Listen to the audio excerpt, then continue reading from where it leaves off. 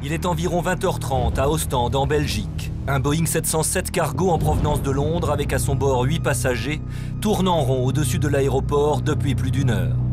Au même moment, au sol, c'est l'inquiétude et l'incertitude générale. Le commandant de bord a envoyé un message de détresse à la tour de contrôle. Le problème semble extrêmement sérieux. Le problème est apparu dès le décollage de l'appareil, à l'aéroport de Stansted en Angleterre. Les connexions hydrauliques de la roue ont sauté et nous savions qu'elle ne descendrait pas de son logement, quoi que nous fassions. Quelquefois, malgré toutes les précautions qui sont prises dans la construction de l'avion, dans son contrôle régulier, dans les révisions, il peut y arriver une anomalie qui n'était pas quasiment prévisible. Panique à bord, c'est donc le train d'atterrissage avant qui est bloqué. Un incident rarissime dont les conséquences peuvent s'avérer désastreuses, voire fatales. Dans ces circonstances, il existe des procédures bien spécifiques. Quand un avion décolle, s'il ne peut pas rentrer son train d'atterrissage, il ne va pas se reposer de suite, il va monter à une certaine altitude et vidanger.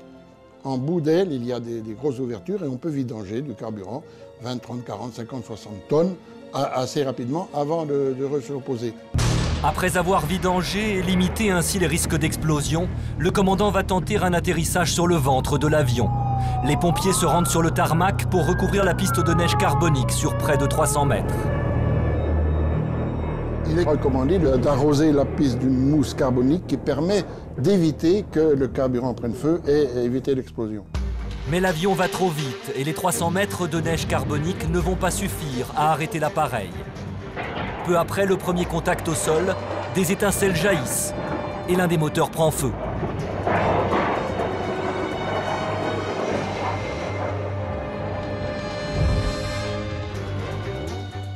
Quand on a touché le sol, on a tous sauté de joie. Ça a été un moment émotionnellement très fort. Le pire a été évité grâce à l'expérience du commandant.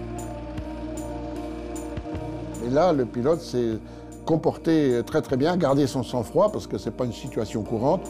Une situation très rare en effet, mais on n'est jamais à l'abri d'une avarie, comme l'atteste le récent crash d'un avion au train d'atterrissage bloqué.